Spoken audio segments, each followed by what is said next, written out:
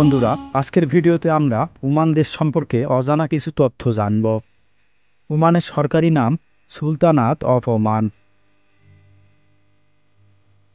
আরব উপদ্বীপের দক্ষিণ পূর্ব কোণে অবস্থিত ছোট্ট একটি দেশ ওমান। ওমানের উত্তর পশ্চিমে সংযুক্ত আরব আমিরাত, পশ্চিমে সৌদি আরব এবং দক্ষিণ পশ্চিমে ইয়েমেনের অবস্থান। দেশটি দক্ষিণ ও পূর্ব দিকে রয়েছে আরব সাগর এবং উত্তর পূর্ব দিকে ওমান উপসাগর।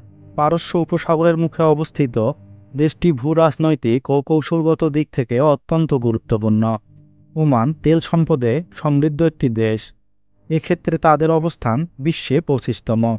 দেশটির অর্থনীতির একটি বড় অংশ আসে পর্যটন থেকে। এছাড়াও দেশটি মাছ, খেজুর ও কৃষি পণ্য রপ্তানি করে। যদিও তাদের প্রতিবেশী দেশগুলো এখনও প্রধানত তেলের উপরেই নির্ভর করে চলে। সপ্তদশ শতাব্দীতে ওমান একটি শক্তিশালী সাম্রাজ্য ছিল। পর্তুগাল ও ব্রিটেনের সঙ্গে টেক্কা দিয়ে চলত তারা।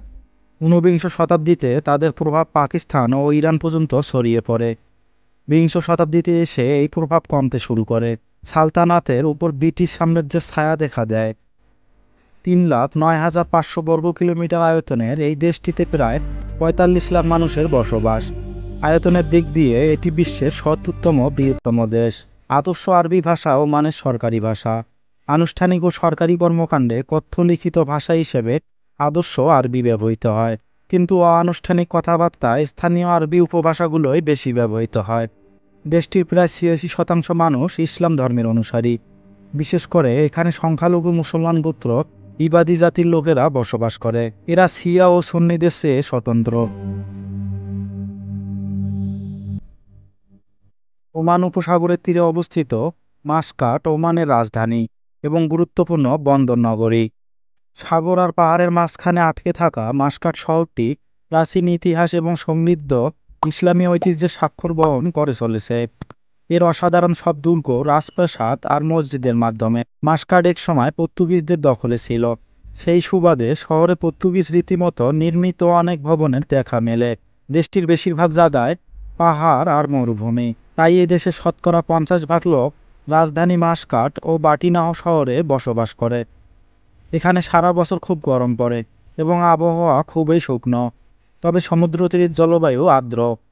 দেশটির উপকূল এলাকার 50 মাইলের মধ্যে মরুভূমির বালুর ভেতরে এখনও অনেক প্রাণীর ফসিল পাওয়া যায়। পুরাতত্ত্ববিদগণ বলেন, 1000 বছর পূর্বে ওমান ছিল একটি সমুদ্র বেষ্টিত দেশ। তেল ও গ্যাস আবিষ্কারের আগ পর্যন্ত ওমানের লোকদের প্রধান জীবিকা ছিল কৃষিকাজ আর মাছ ধরা। দেশের প্রধান কৃষিপণ্য খেজুর, তবে তেল এ দেশের প্রধান সম্পদ। সাধারণত ওমানের লোকেরা খুবই অতিথিপরায়ণ। অতিথিকে খেজুর, এলাচ দিয়ে তৈরি কফি এবং অন্যান্য ফল দিয়ে তারা আপ্যায়ন করে থাকে। ওমানের মেয়েরা বিয়ে এবং অন্যান্য অনুষ্ঠানে আমাদের দেশের মেয়েদের মতোই মেহেদি দিয়ে হাত রাঙায়। পৃথিবীতে আরবি ঘোড়ার খুব কদর। ওমানের লোকেরা ঐতিহ্যগতভাবে আরবি ঘোড়া পালন করে। ঈদ উৎসব ছাড়াও বছরের শুরুতে ওমানে মাসকাট উৎসব পালিত হয়। তখন বিভিন্ন জায়গায় নাচ গানের আসর বসে। ওমানের আরও একটি উৎসবের নাম খারিক। আগস্ট মাসে এই উৎসব পালিত হয়। এদেশের ছেলেরা সাধারণত সাদা জব্বা পরে আর মেয়েরা সাধারণত পোশাকের সঙ্গে হিজাব পরে। মরু অঞ্চলে চাষের জমি পাওয়া খুবই কঠিন। এজন্য বর্তমানে এদেশে অনেক গ্রিনহাউস তৈরি করে তার ভেতরকার নিয়ন্ত্রিত আবহাওয়ায় শাকসবজি ফলানো হচ্ছে। পর্যটকদের কাছে ওমান খুব জনপ্রিয় একটি দেশ। মরুভূমি, সমুদ্র উপকূল আর পাহাড় দেখার জন্য প্রচুর পর্যটক এখানে আসে। তাদের জন্য অন্য একটি আকর্ষণ ওয়াদি। পাহাড়ের মাঝখানে শুকনো উপত্যকাগুলোর নাম ওয়াদি। এগুলো বর্ষা মৌসুমে পানিতে ভরে উঠে নদীর রূপ নেয়। এছাড়াও পক্ষীপ্রিয় মানুষদের জন্য ওমান জনপ্রিয়। এখানে স্থানীয় প্রায় 80 প্রজাতির এবং অতিথি আরও প্রায় 400 প্রজাতির পাখি দেখা যায়। ওমানের চুনা পাথরের পাহাড়ি গুহাগুলিও বিখ্যাত। পৃথিবীর দ্বিতীয় বৃহত্তম গুহা মাজলিস আল জিন এখানে অবস্থিত। এই দেশটি একসময় ছিল প্রাচীন সিল্ক রুটের গুরুত্বপূর্ণ বন্দর। 1977 সাল থেকে সুলতান কাবুস বিন সঈদ দেশটি শাসন করেছেন।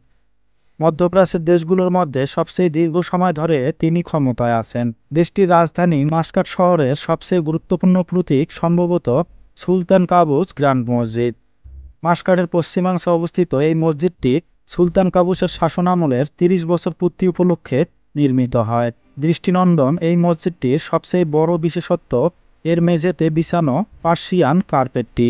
এটি পৃথিবীর দ্বিতীয় বৃহত্তম কার্পেট। ওমানে বহু বিদেশির বসবাস। এখানকার ৪৫ লক্ষ লোকের মধ্যে প্রায় ১৫ লক্ষ লোক ওমানি নাগরিক নন। এরা মূলত ভারত, বাংলাদেশ, পাকিস্তান ও ইরান থেকে আগত বিদেশি কর্মী। দেশটি শতকরা ১ ভাগেরও কম জায়গা কৃষিকাজের উপযোগী। এর বেশিরভাগই খেজুর বাগান। খেজুর ছাড়াও টমেটো, তরমুজ এবং কলার চাষ হয় এই দেশে।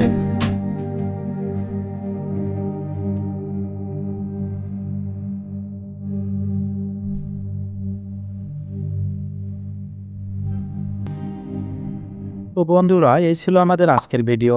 ভিডিওটি ভালো লেগে থাকলে অবশ্যই লাইক, কমেন্ট এবং সাবস্ক্রাইব করবেন।